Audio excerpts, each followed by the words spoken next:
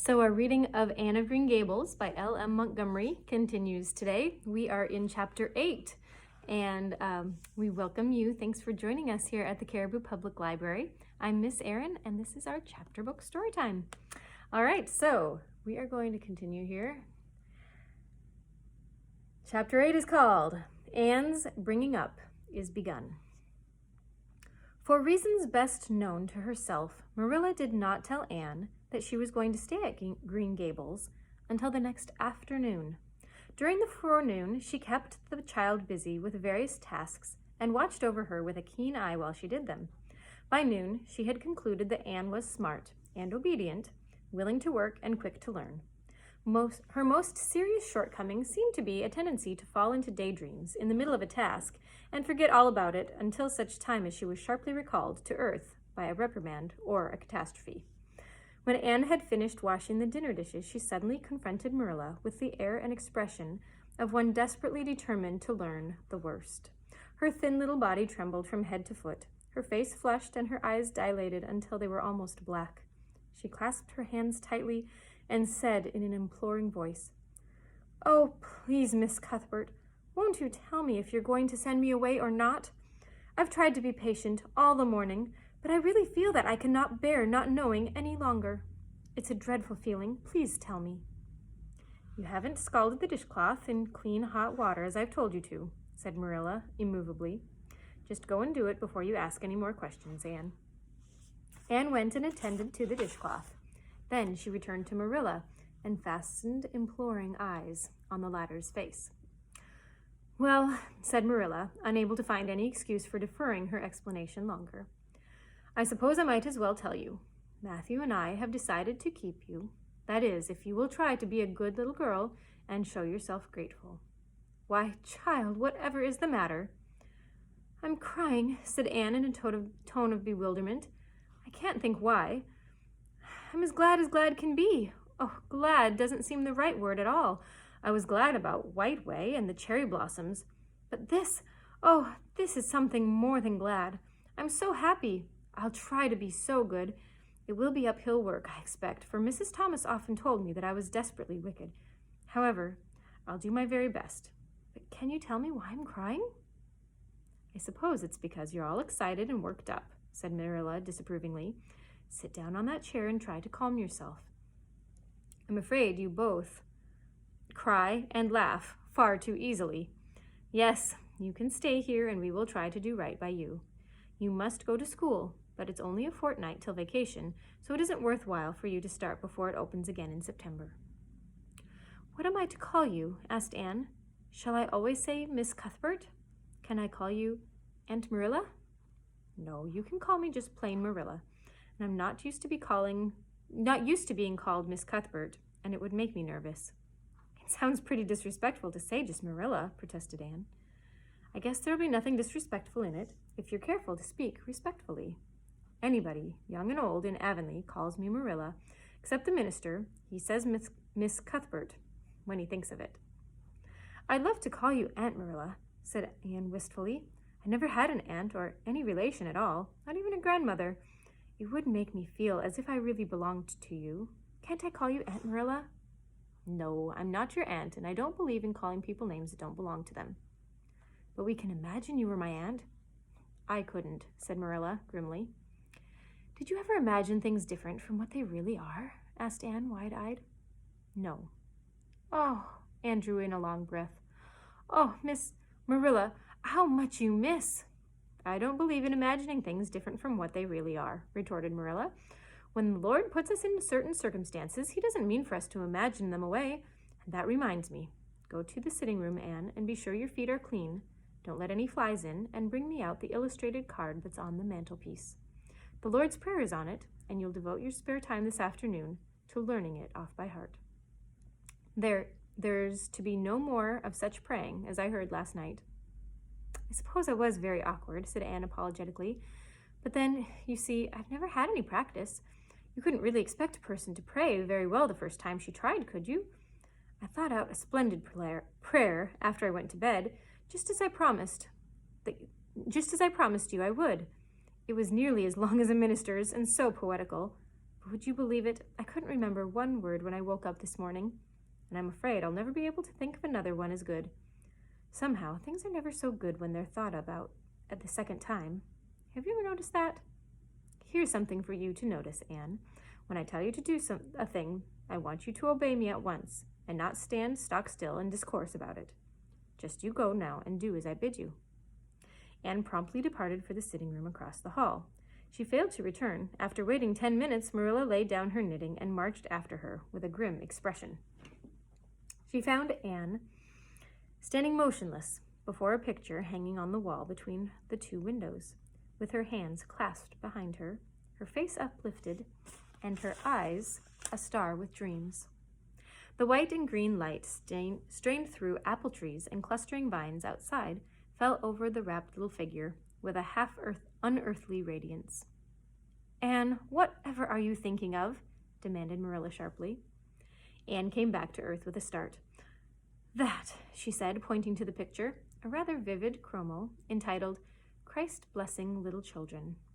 And I was just imagining that I was one of them, that I was the little girl in the blue dress, standing off by herself in the corner, as if she didn't belong to anybody, like me. She looks lonely and sad, don't you think?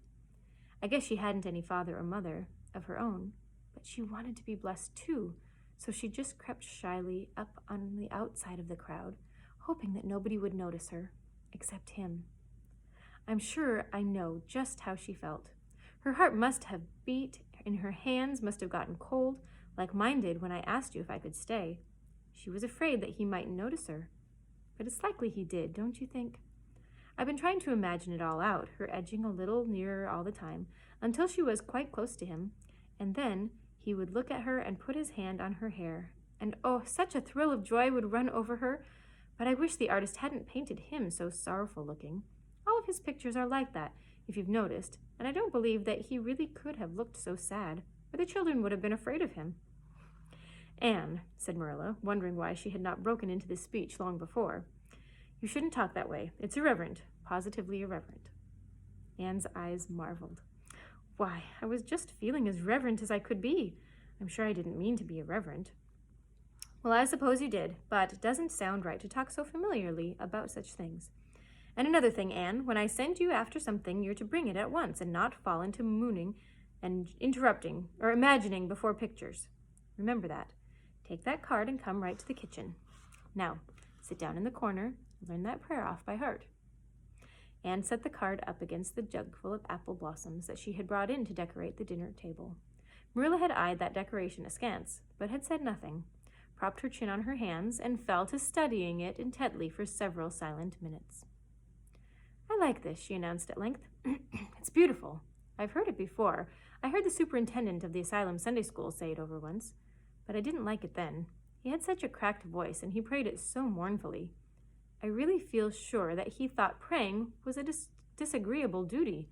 This isn't poetry, but it makes me feel just the same way poetry does. Our Father who art in heaven, hallowed be thy name. That is just like a line of music. Oh, I'm so glad you thought of making me learn this, Miss Marilla." "Well, learn it, and hold your tongue," said Marilla shortly. Anne tipped the vase of apple blossoms near enough to bestow a soft kiss on a pink-cupped bud, and then studied diligently for some moments longer. "Marilla," she demanded presently, "do you think that I shall ever have a bosom friend in Avonlea?" A what kind of friend?" "A bosom friend, an intimate friend, you know, a really kindred spirit to whom I can confide my inmost soul. I've dreamed of meeting her all my life. I never really supposed I would, but so many of my loveliest dreams have all come true at once that perhaps this one will too. Do you think it's possible? Diana Barry lives over at Orchard Slope. She's about your age. She's a very nice little girl. Perhaps she will be a playmate for you when she comes home. She's visiting her aunt over in Carmody just now. You'll have to be careful how you behave yourself, though. Mrs. Barry is a very particular woman. She won't let Diana play with any little girl who isn't nice and good." Anne looked at Marilla through the apple blossoms, her eyes aglow with interest. "What is Diana like? Her hair isn't red, is it? Oh, I hope not. It's bad enough to have red hair myself, but I positively couldn't endure it in a bosom friend." Diana is a very pretty little girl. She has black eyes and hair and rosy cheeks. And she is good and smart, which is better than being pretty. Marilla was as fond of morals as the Duchess in Wonderland, and was firmly convinced that one should be tacked on to every remark made to a child who was being brought up. But Anne waved the moral inconsequently aside and seized only on the delightful possibilities before it. Oh, I'm so glad she's pretty. Next to being beautiful oneself, and that's impossible in my case, it would be best to have a beautiful bosom friend. When I lived in Mrs. Thomas's house, she had a bookcase in her sitting room with glass doors. There weren't any books in it. Mrs. Thomas kept her best china and her preserves there, when she had any preserves to keep. One of the doors was broken. Mr. Thomas smashed it one night when he was slightly intoxicated, but the other was whole, and I used to pretend that my reflection in it was another little girl who lived in it. I called her Katie Morris, and we were very intimate. I used to talk to her by the hour, especially on Sunday, and tell her everything. Katie was the comfort and consolation of my life. We used to pretend that the bookcase was enchanted, and that if only I knew the spell, I could open the door and step right into the room where Katie Morris lived, instead of into Mrs. Thomas's shelves and preserves and china. And then Katie Morris would have taken me by the hand and led me out into a wonderful place, all flowers and sunshine and fairies, and we would have lived there happily ever after. When I went to live with Mrs. Hammond, it just broke my heart to leave Katie Morris. She felt it dreadfully, too. I know she did, for she was crying when she kissed me goodbye through the bookcase door. There was no bookcase at Mrs. Hammond's, but just up the river a little way from the house, there was a long green little valley, and the loveliest echo lived there. It echoed back every word you said, even if you didn't talk loud a bit. So I imagined that it was a little girl named Violetta, and we were great friends, and I loved her almost as well as I loved Katie Morris. Not quite, but almost, you know.